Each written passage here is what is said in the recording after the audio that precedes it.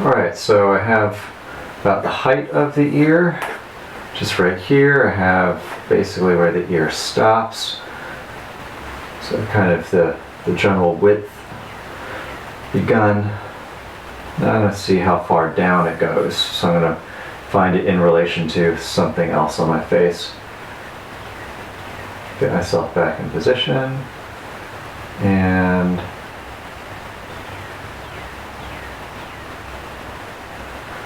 see at the bottom of the ear should actually come to about here. So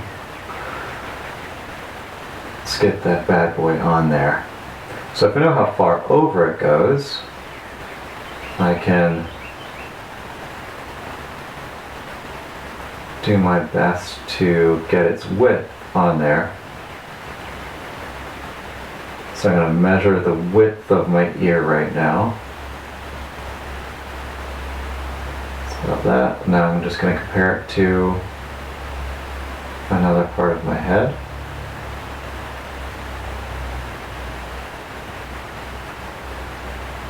Looks like the width of the ear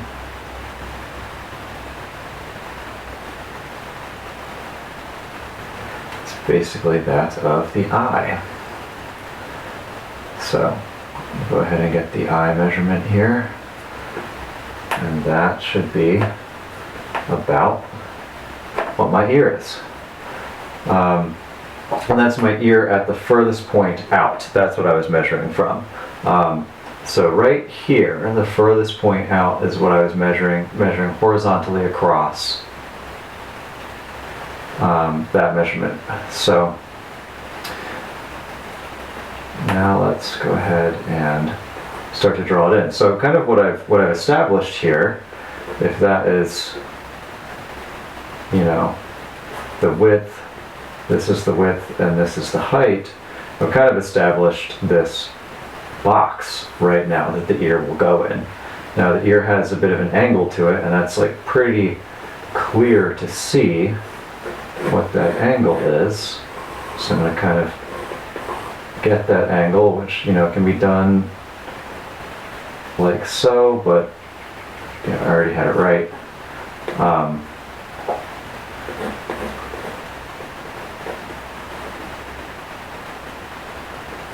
So go ahead in the right position, make sure I'm basing this off of the right position here instead of the wrong.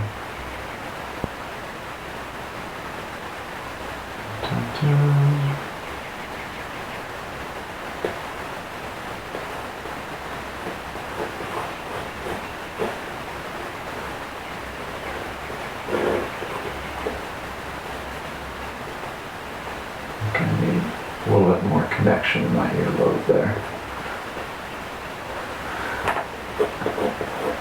Let's raise it up just slightly. Right.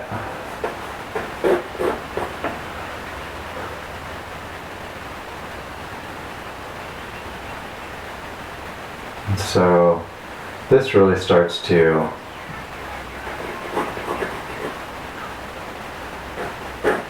get the rest of my head in position. So I see that the neck, I think, bisects the ear here, and if I'm to kind of draw the line of my neck up, it kind of matches the corner of the ear here where my hair starts to overlap the ear. So my hair is kind of doing this thing right now. Like I said, I'm not going to fuss with my hair too much because it changes pretty dramatically each day. I mean, it always kind of looks like this weird, this like pseudo fro when it's this length, but this is going to look different tomorrow, so I don't really need to fuss about that at the moment.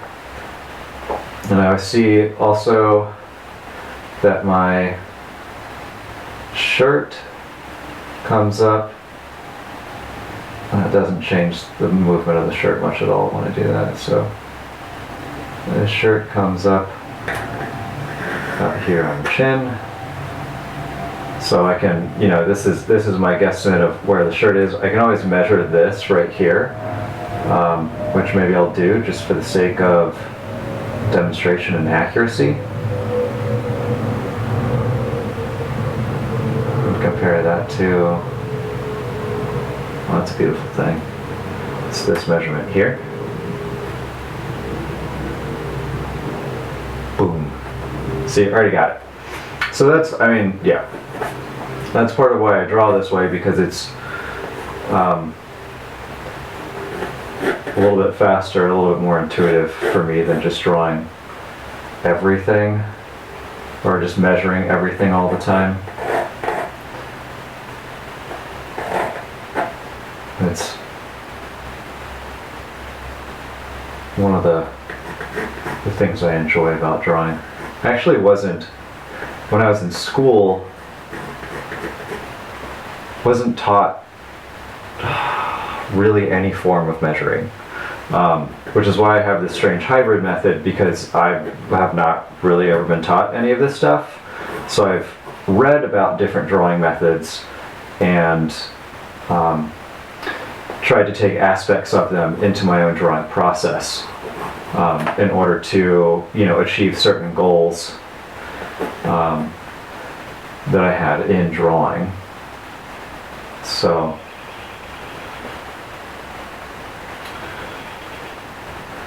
let's see. I am going to measure my neck though, see how far down my neck goes.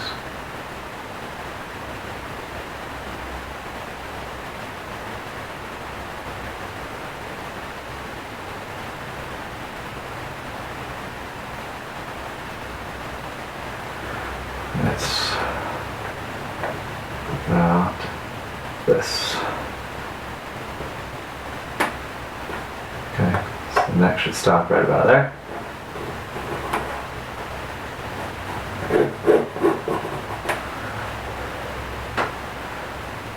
And that, see, I don't think I like where the lapel happens to hit right there. I'm going to change that some. Definitely important to, you know, pay attention to all of this stuff as you are drawing. You know, you want to kind of decide these things. You don't really want to be a slave to everything that is naturally happening too. Just so you can, you know, really make the kind of drawing you need to make.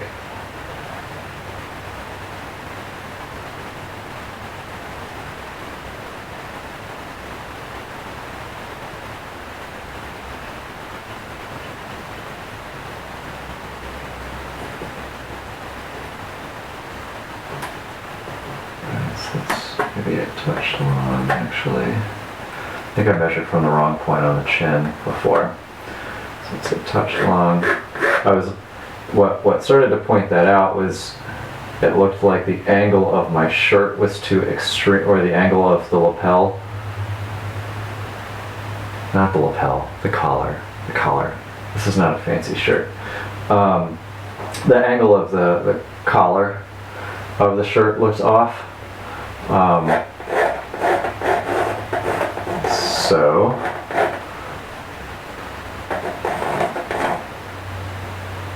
I kind of trusted my eyes there and went to check to see what the issue may be. And it was that the line I had just drawn of the length of the neck over here was just a bit too long. I just compared it, you know, to this measurement to see, you know, about what it should be instead. So I didn't have to compare it to this. I could have compared it to something else instead. In fact, it looks like it's probably almost this measurement. Yep. So I think I like where it's, do I like where it's hitting right now?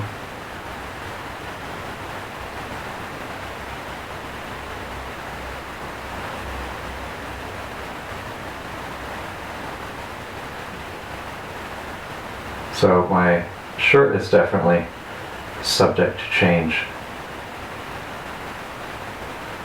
throughout the course of this drawing.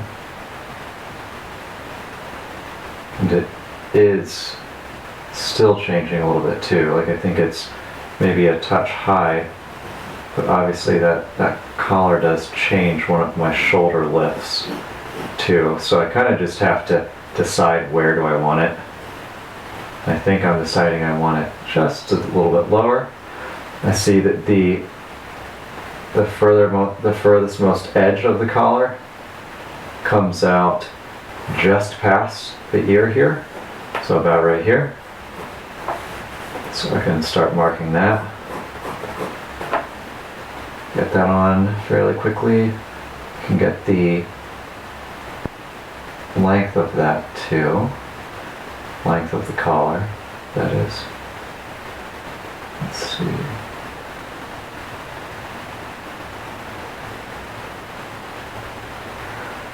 It should be about that. And that's actually not the whole collar, it's the collar doesn't go down quite that far. It stops about here, and then you have sort of the underside of it here. So that's really what I was seeing.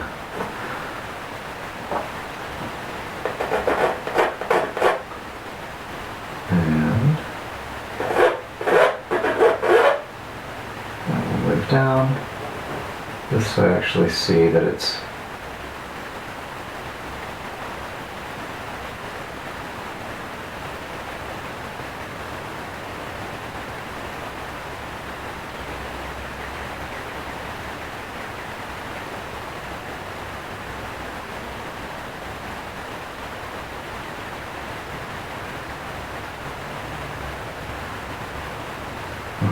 I want that position.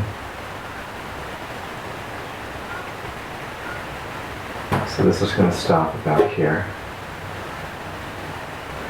So now I'm kind of making some compositional decisions now.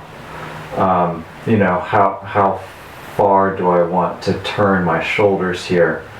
But I want to be turning away, but I don't want to be quite looking like I'm close to profile. So I want just a little bit of a turn towards the viewer. I want a little bit of that kind of almost like confrontation in the pose. The turn towards the viewer, but I want a slight turn away because that's just, I guess, how I'm feeling right now in quarantine.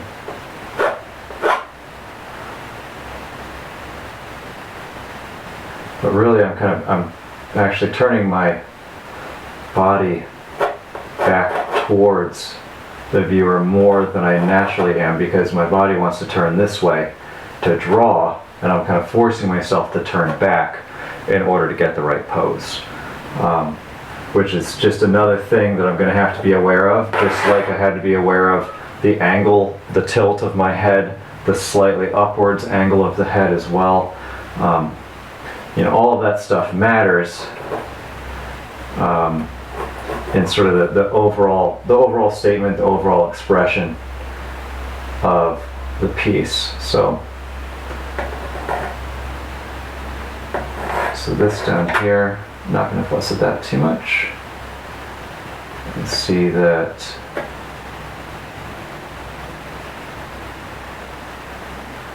let's see. This should come over, I think, a little bit more.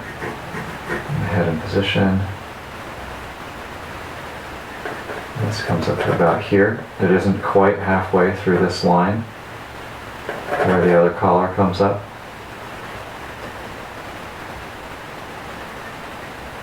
You see that the edge of the collar stops about here. So I just kind of lined it up with this part of my face. see, it comes out about that far. Once again, I can measure that, but you know, this is where kind of the intuitive part comes in instead. Keep turning my body back a little bit more.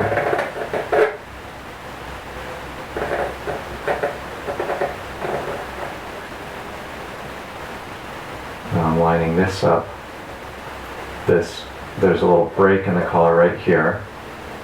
I'm lining that up with this point here, and I see that it should come just above, just like that. And this is also like, you know, how you can more accurately and more competently draw in foreshortening and stuff like that. Is, you know, don't trust your eye when you're drawing something foreshortened. Really, you know, measure that stuff and compare it to these other points, and you'll have a drastically more accurate drawing. So it looks like my shoulder will come out a little bit under here.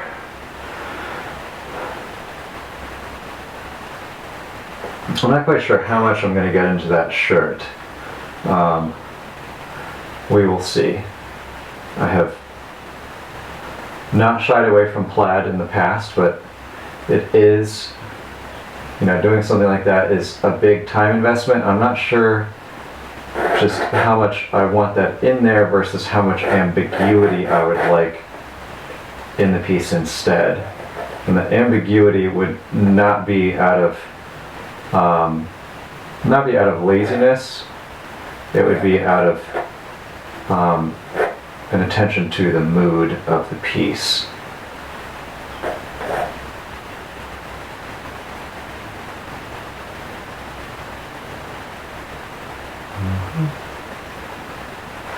So I have, over time, made this just a bit too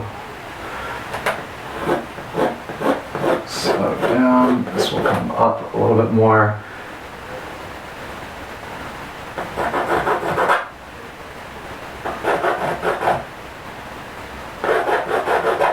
So that's going to come up. So this is starting to define where some of these shadows are now. And this is like partly just a way to help reinforce the drawing, to see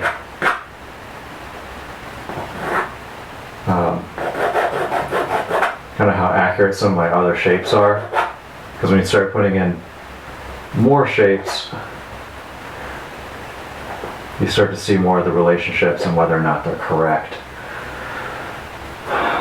So, okay. So let's get my poof in there. Let's get the poof. Is that about right? That distance? Yeah, I think so. I think that's pretty close.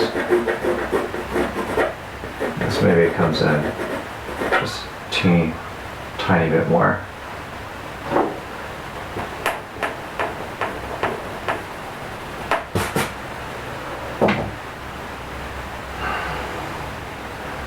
Okay. The poof, let's do it.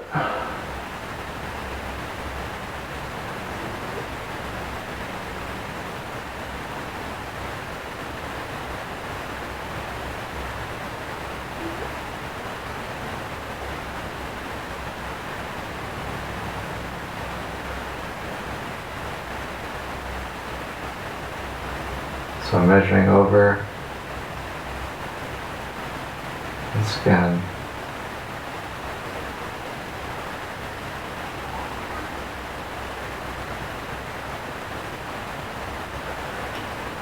Just come a slight bit past there. The main part of the poof.